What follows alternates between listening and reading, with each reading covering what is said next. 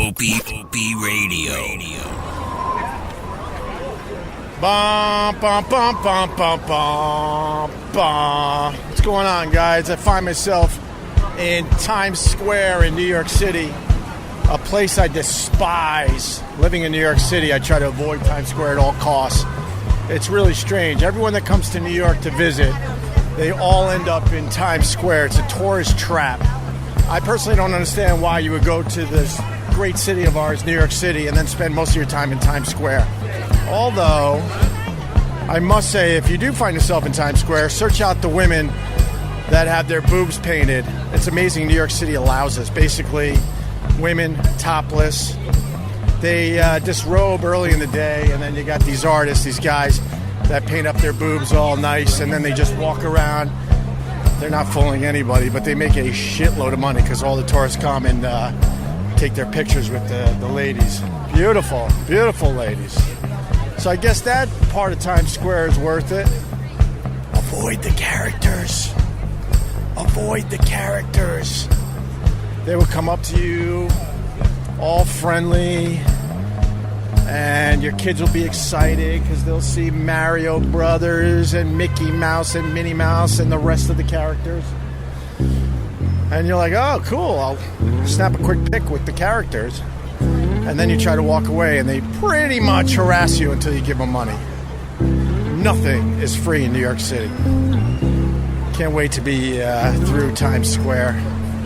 Just saw the Naked Cowboy. He's been here forever, singing his song in his dumb underpants. I want to make fun of the guy because he's been at it a long time. I figured his body would be starting to fall apart by now, but that's simply not the case. He's still in good shape, so we'll give him a pass. Just on the outskirts of Times Square. I'm right under where they dropped the ball New Year's Eve. I got to get a video element for this podcast. But basically, people will come to Times Square New Year's Eve really early in the morning just so they can see the ball drop. And then the NYPD kicks them out immediately. And you can't leave your spot. You get corralled in, and most of these people, they end up wearing Depends or just peeing in their pants just to keep their position, just so they can ring in the new year. I should mention that we're on our way to Jack Dempsey's, a great little bar, and I'm going to be meeting James S. Murray. Murr. You know who he is. He's one of the stars of Impractical Jokers. That show continues to just be a monster for those guys. Anyway, Murr wrote a book called Awaken. He wrote this book 14 years ago. Yeah, 14 years ago. Before Impractical Jokers, he dabbled in writing and came up with Awaken. And then he shopped it around to all these publishers, and the story goes that he couldn't get a meeting with anybody. So he shelved the damn thing. Matter of fact, he would send this book out to a lot of places, publishing companies, and they would return it unopened. So you fast forward, the guy shelves the book for 14 years. Now he's a big star on Impractical Jokers. He's like, man, I know this is a good book. So he started taking meetings again recently, and they bought the book immediately. So we're going to talk to him about his book, and it's getting great reviews. See if this guy will play a little something for us. Let's go. Let's do this. I would have called the cops on you. Why are you calling the cops on me? I got that cash. lady over there coming over and talking about, hey, you can't even stop playing. Oh, she's mad at you, bro. Call them the dancers. So you punch out just evil thoughts. See Matthews. All right. What's your name, sir? What's your name, sir? Jesus Christ servant. Jesus Christ servant. Awesome. All right, go see him in Times Square. Here's your $5, brother.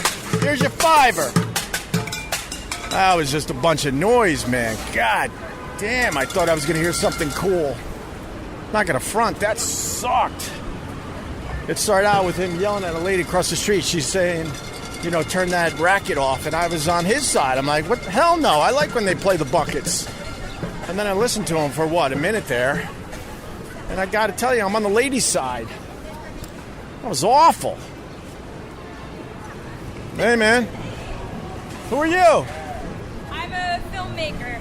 You're a filmmaker? Yep. What's your film? What do you call it? I run a company called Blind Raven Productions. Okay. Our upcoming short is After Downfall. We're actually shooting on a Zoom tonight, though. Are you really? Yes. Oh, yeah, because I noticed you noticed my Zoom. Yep, you got the H6 there. See, they used to notice me, well, and now they're noticing my equipment. I noticed you too. Who are you?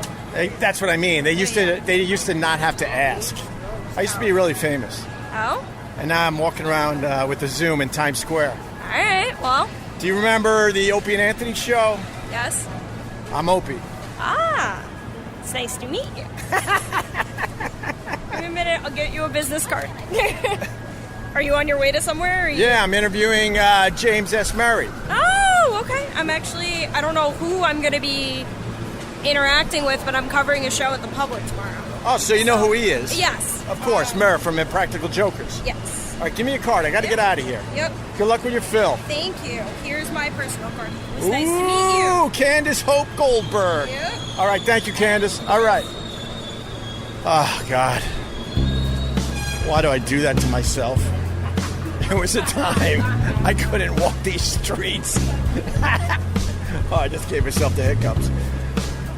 And now I get acknowledgement. The lady looked at me. I'm thinking, oh, there you go. She knows who I am. She remembers me. Turns out she was impressed that I'm walking around with a Zoom. Oh, brother. Oh, brother. Enjoy that one, you haters. Enjoy that one. We're moseying along. It's hot as balls in New York City. That's how much I like Murr. I was at a beach where it's a lot cooler, nice ocean breeze, fishing, enjoying my time with my wife and my kids. And I had the opportunity to come into the city just to interview Murr. I said, yeah, I can't pass on that opportunity. So here we go. All right. Everybody in a hurry in New York City. I gotta tell you, the one thing you notice these days when you walk in New York City is the smell of marijuana pretty much everywhere. I mean, we are so close to having it legal. At this point, they aren't even gonna stop you. Unless you get a cop that's just having a bad day. They understand the whole culture is changing. Opie, don't forget to pause while you're crossing the street. The wind picked up there. I got really paranoid. A little windy. I don't want Joey yelling at me. Opie, do you hear me, brother? Greg, the wind. Greg, the wind.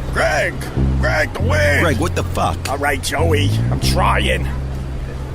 But yeah, man, you smell marijuana pretty much everywhere. Every time you walk the streets. And we're getting really close.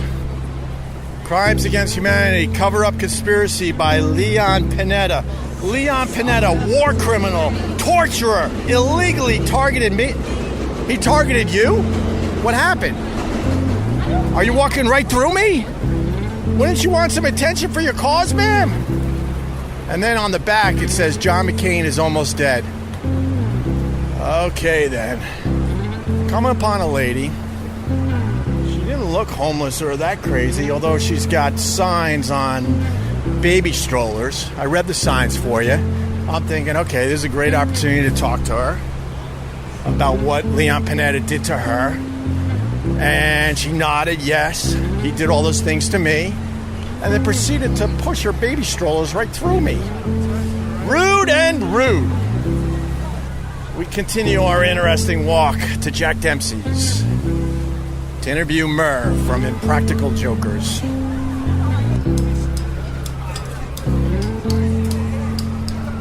Got some guy tapping against a building here. Oh, whoa, a lot of homeless people around here.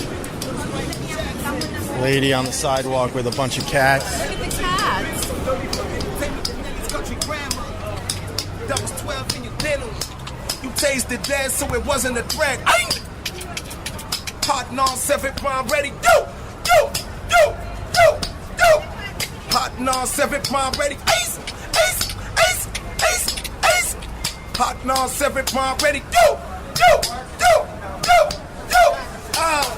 American dream. Gon' need dusty roads for this. I come through in that truck from Fred Sanford. Call me the junkyard dog. Hop out, picking the fro, flee la la mine. Making a grown woman heart stop. Long enough to hop in the truck, straight to the telly. My dad ain't gon' let me smash in the crib. Plus, I don't need a round greedy and my daddy when they drinking. Have her washing dishes up and down. Rather be in the truck like I'm on an Autobahn coming off the FDR. And your bitch taking them X, hearts going down. How I beat the pussy up like she was Faith Evans and I was big. Front like you can't feel me. Told her get the close mirror and check your neck. Wait till you to protect your shit before we blow up your project. Take all your assets. I'm ODB status.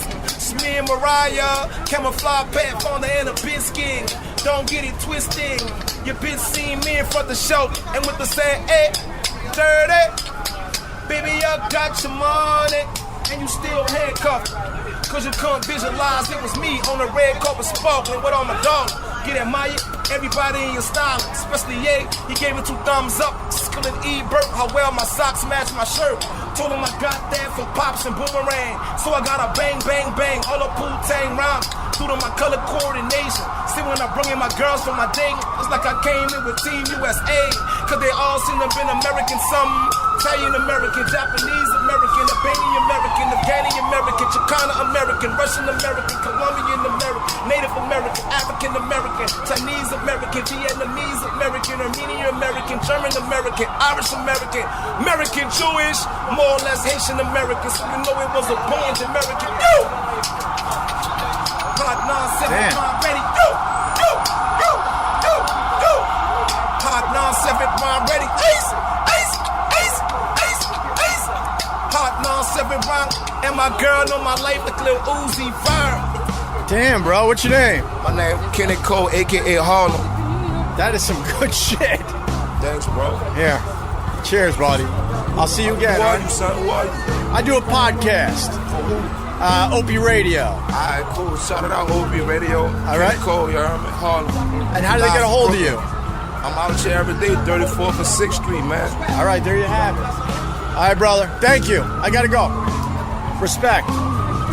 Wow. Wow, that was kind of cool. I was a little scared to walk up to him. He was just tapping up against the building. Gave it a shot. And I let that go long because I didn't want to stop him.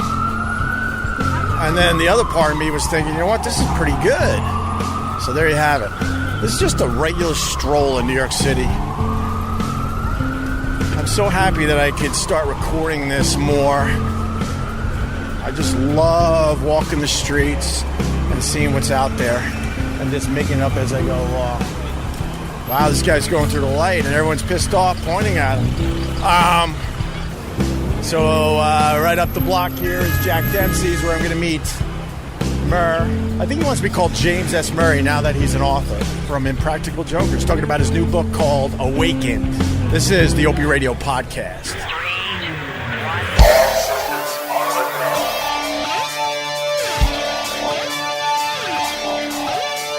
I'm at Jack Dempsey's. I love this place, and I'm hanging out with Mike. You don't know who Mike is yet. I should explain. Your voice has been heard on the podcast here and there, and Westwood One has officially hired you to help with the Opie Radio podcast. So, Mike, congratulations and welcome aboard. Thank you, sir. Today's actually day one. Day one, really? Day one of my second job. Even though you were working for free for the last month for me. I was, and I thought not getting married, not having kids, I only need one job, but apparently I need 2 jobs now. And I look forward to, I don't know, let's say 3 years from now, you hating my guts. Well, that's the formula, right? You love you, always on, you're a big fan of Opie, and then you hate him. And then you hate him when he can't do anything for you anymore. I guess some of that stuff is my responsibility, but not all of it, you sons of bitches. You know what? The first step is admitting it, Opie. You're doing a great job admitting it. All right, relax. I did more good than bad. I can guarantee you that. Anyway, we're waiting for James S. Murray from Impractical Jokers. I can't wait to talk to him. It's been a while. Is that him right now? He's walking down now. He's walking going, what did I get myself into? And he brought a guest. Murr! What's going on, buddy? It's nice and cool in here, right? I kind of just started already, if that's all right with you. What's going on, man? What's up, buddy? It's been a while. It's been a minute. Give me a hug. Here, sit down. All right, come. We're in an empty bar. What floor is this, Mike? Like the fourth floor? Third floor. Third floor. At Jack Dempsey's. Yeah. 36 West 33rd Street, around the corner from the Empire State Building. How's things, James? It's awesome, dude. I got to start at the beginning of this. I got to start by telling you. Yeah. And I think I've said this to you before. Yeah.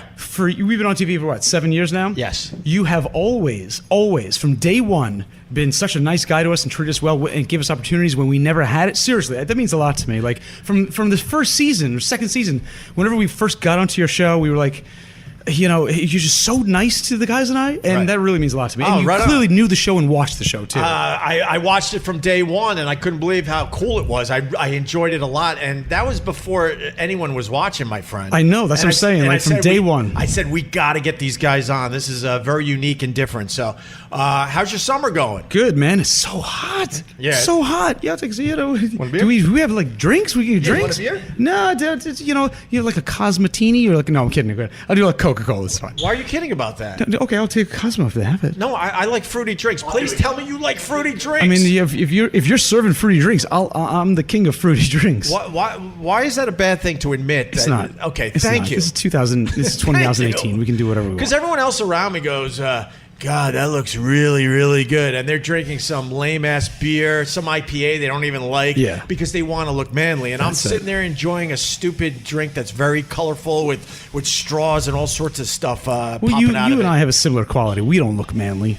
Look at us. Well, Look at me. That's why I'm growing the beard. I'm what they call a twink. The guys on the show joke that I have the body. I have the frame of a twink, but the hair of a bear. Like I have a back hair. And, Oh, you got the back hair? I was born with hair everywhere except my head. I finally started ripping that shit out, brother. Really? Are you ripping out the back hair Yeah, yet? I'm getting the. Thank you, buddy. I'm getting the laser in the chest now. Oh, you're doing the laser? I did the laser in the back, and the back looks great because I got the Sicilian blood. Yeah. The chest is the most painful thing I've ever been through. It's not fun. No. I actually do what's called a summer shave down. I shave everything because I'm also very hairy. Yeah. And but the back, I go to a very lame ass Asian place. Yeah. And they rip that shit out, and it's not fun.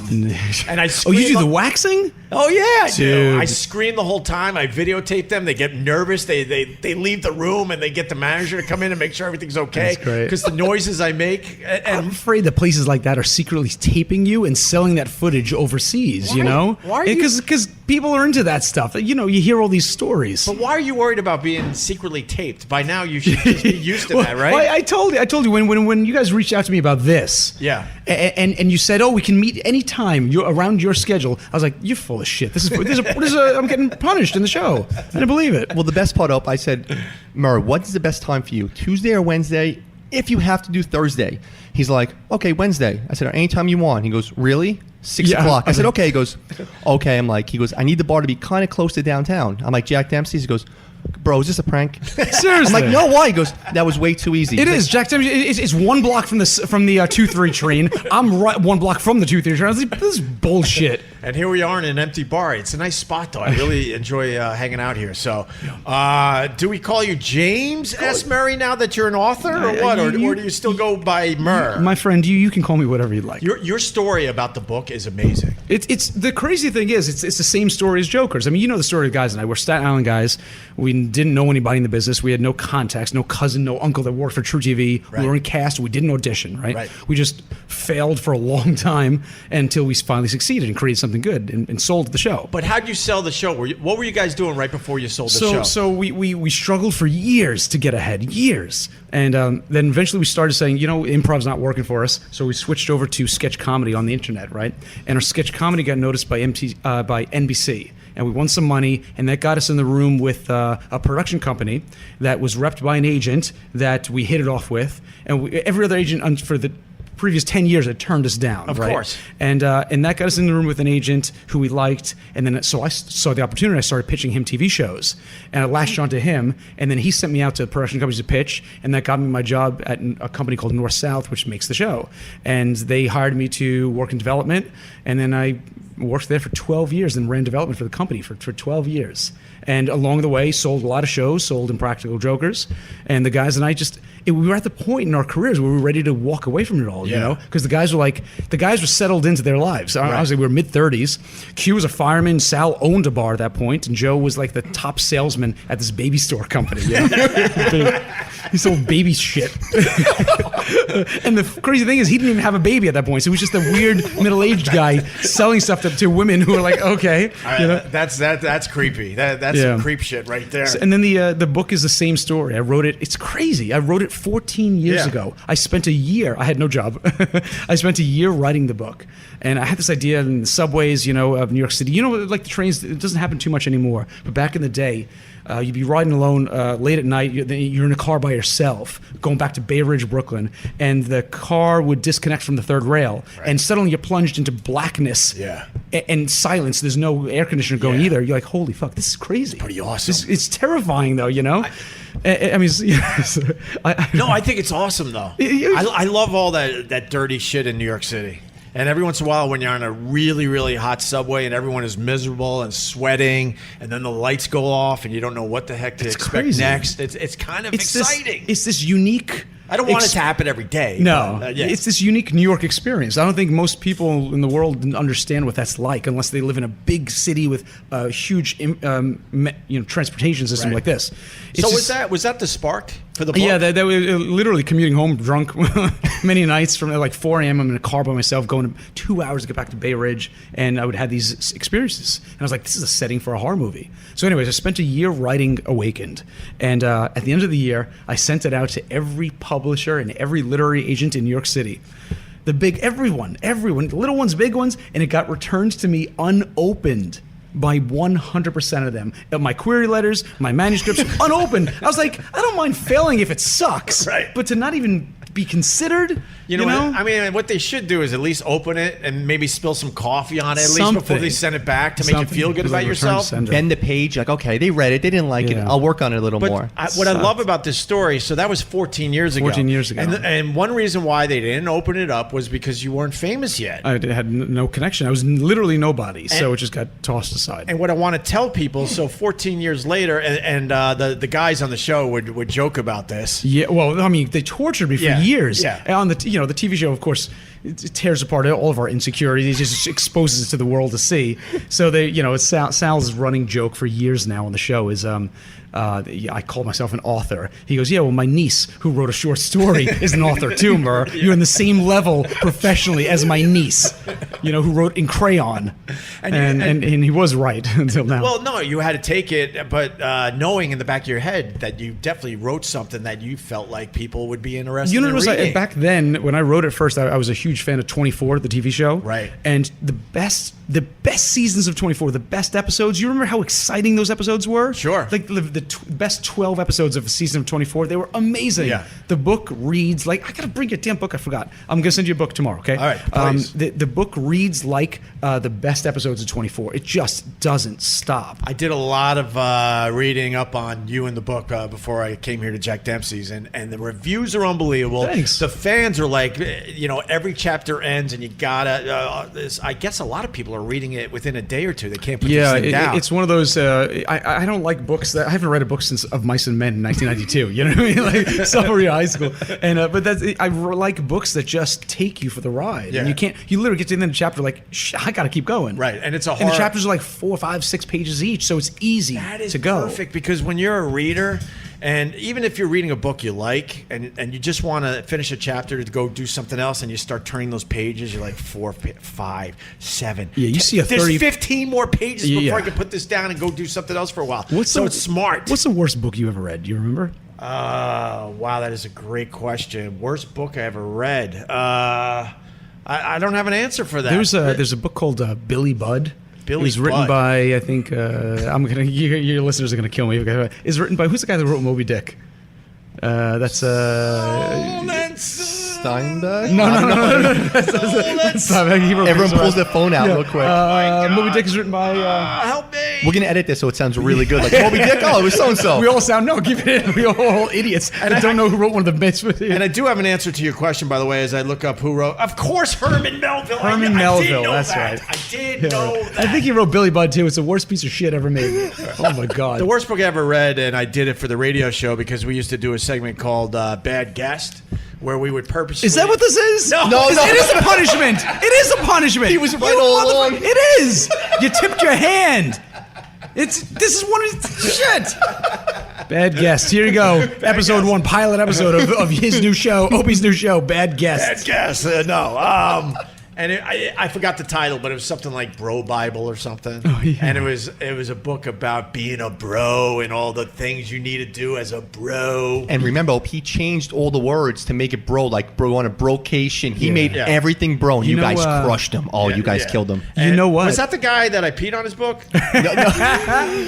and that's why I didn't bring a book today. You know what's crazy?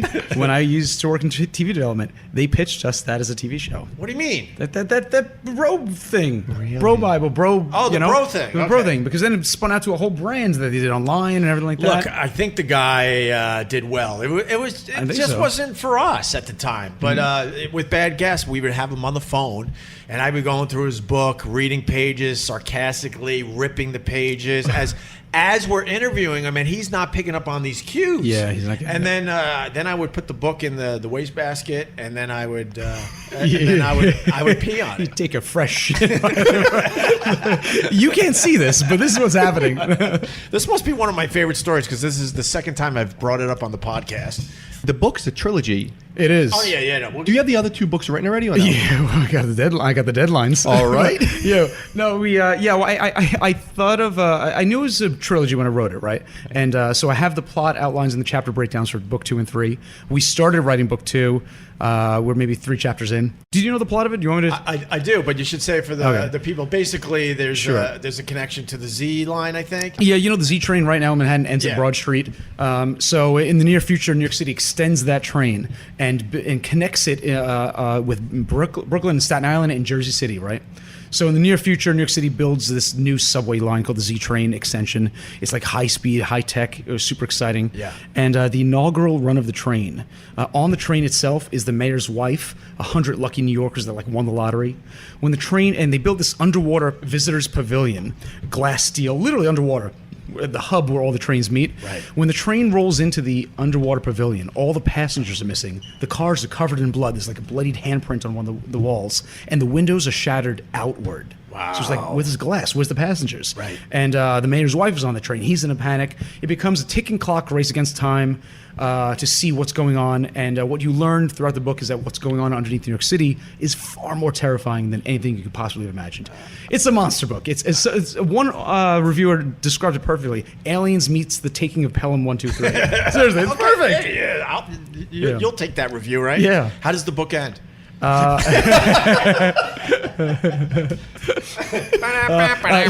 He was Bruce Willis was dead the whole time. That's how the book ends. It's interesting you mentioned that it can be terrifying under New York City. I've done some of that urban exploring.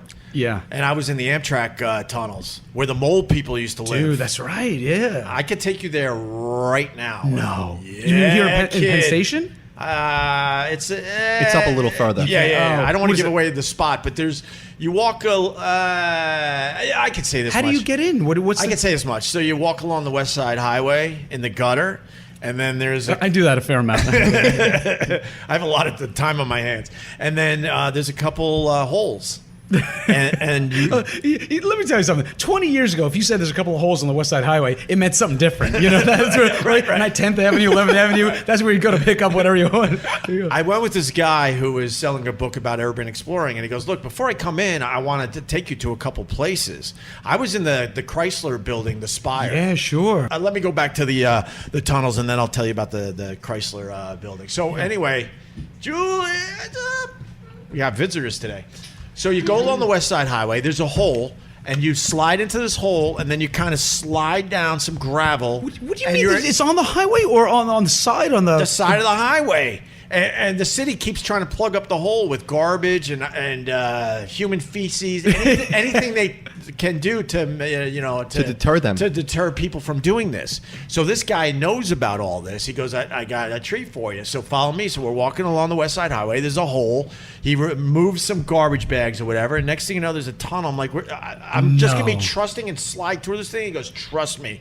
I slide through. I don't know if I'm gonna fall to my death. He did go first, and I didn't hear him scream, so I knew I was okay. Then we slid down some gravel, and we're in the middle of the Amtrak tunnels under New York City, where the mole people used to live. Don't tell me the exact block, but give me the range of blocks or that on the West Side Highway. It's pretty much in the 70s. In the 70s. In the so 70s. Where the West Side Highway becomes a true highway. But then you're down there, and it's a party. There's a lot of people down there because a lot of people know about this, and then. I never get invited to the good parties. And then we got these two tiny little flashlights. I'm scared shitless that I'm going to see rats all over the place. Trains are flying by every 5 minutes. Yeah, Mike knows about this. Well, I'm an NYPD police officer, so I do it for real. But when I was 22, I just came on, and they took us down there like, hey, this is what happens. This is why you're never going to chase a perp in the tunnel. Because and they walked us through a tunnel, and there's people like legit just chilling there. You walk maybe just say 100, 200 yards. There's people there with electricity. Well, not anymore. They cleaned a lot out. By City Hall, it was really bad. Back in the 70s, and there's a documentary on it. I think it's called Mole People or something like that. Yeah. And they estimated there were thousands of people living underground in these conditions, and they would break the pipes so they have water to take showers. They'd plug into electricity and cable and all that, and they lived underground. It was a huge community. The part we were in was completely cleared out, but you could see the remnants of when people used to live there. Beautiful art on the walls that no one will ever see. Was it Amtrak or Metro North? What tunnels do you think? I thought it was the Amtrak I don't know which one it was. Yeah. That's crazy. And then the guy I was with, he goes, hey, man, let's go say hi to the cat lady, because there are a few people that still live down there. And there was like this shelf, and it was really dark. And I forgot what her name was, but he's yelling to her, like, seeing if she was there so we could see her space. And supposedly she has a lot of cats down there with her.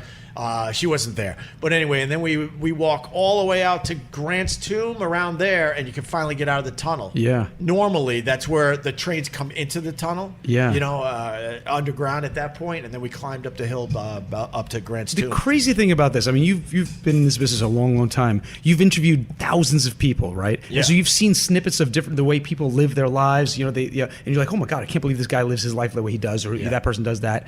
These people live. That's their life. Right. How crazy is that? Right. That's their life. That's their day-to-day. They've been doing it for decades probably. Yeah. And they're going to die somewhere connected to that. It's so crazy, right? Yeah, well, these people, a lot of them back in the day, they would come up to the streets to do regular jobs.